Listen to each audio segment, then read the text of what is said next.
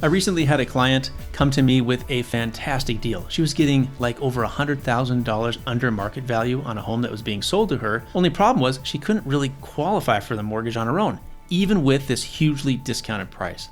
Now, remember, mortgage lenders and banks have very generous debt ratio standards in general, which allow you to qualify for a mortgage payment that you might normally find a little too high for your family budget. So this client decided she really needed to buy this house because it was such a good deal, but she couldn't qualify with her own income. So she decided to find someone to co-sign with her. When she couldn't find an extended family member to co-sign, she reached out to a close friend who, for whatever reason, agreed to co-sign. In this case, the credit union mortgage teller had structured the deal as an FHA loan. Now, since FHA is known for its more flexible underwriting guidelines, that might have sounded like a good idea on its face. However, there was one small detail the credit union missed.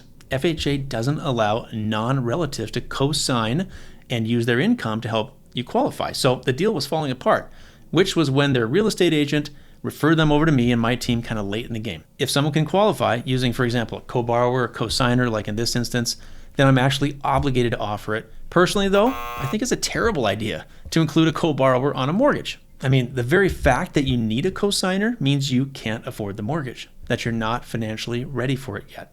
So let me tell you a little story. When Stephanie and I were newlyweds, we were still full-time students down at BYU in Provo, Utah. And back when I was only 1 year, part-time into my now, multi-decade-long mortgage career, we found a brand new condo complex being built not far from campus with some available units for sale that we really liked. So we applied for a mortgage.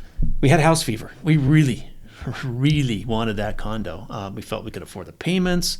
It was a great place to live, brand new while we're still in school. It'd be something we could hold on to maybe for years, maybe even rent it out in the future. The problem was I couldn't qualify for it because I had less than a year of straight commission income under my belt, and you need typically 2 years or greater to show income stability. My mortgage advisor advised me to call a relative and try to find someone who would be willing to be a co-signer with me. I remember I called up one of my uncles in California, asked him if he'd be willing to co-sign with us on this mortgage for this condo. I assured him it would be a solid investment, that I was a hard worker, that I was moving forward with life and I had a great income, especially for a college student, which was true actually, and that there would be absolutely no way I would ever default on the loan.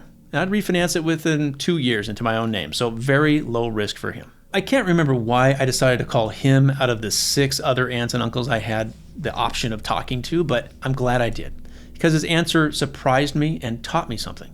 He told me he appreciated the call and the thought, but that he made it a rule to never co-sign on anything with anyone because of the risk that would be to him. It shocked me that he turned me down, to be honest. I hadn't even considered what I was asking very carefully from his point of view before I made the call, but what he said made sense. I chose not to call any other relatives to even ask, and Stephanie and I canceled our contingent offer on that condo. As important as it is to avoid getting a mortgage where you need a co-signer because that means you're not financially stable or ready yet, there's another reason that's even more important to not do this. It almost always stresses a friendship or a family relationship because it changes the relationship you had with that person. When money is involved, there's a tension added that wasn't there before, which adds a layer of stress and unease. And that happens even in the best, closest relationships. It's just not worth it. Relationships are too precious to risk to add a co-signer element to them. So I get it. Even though you might agree in principle with what I'm saying, you're probably asking yourself at this point, all right, the problem is this, Bill. I'm sick of flushing money away on rent and not benefiting from being a homeowner. If I don't get a co-signer, I'll be renting for a lot longer. Is that okay? I mean, what other factors should I think about before I rush headlong into the American dream of home ownership? Well, let's talk about that. Click or tap on my next video where I discuss my rule of thumb on how long you should plan to own a house before buying one instead of continuing to rent. This is really an important topic, I get it, so click or tap through and we'll get into it. See you in the next video.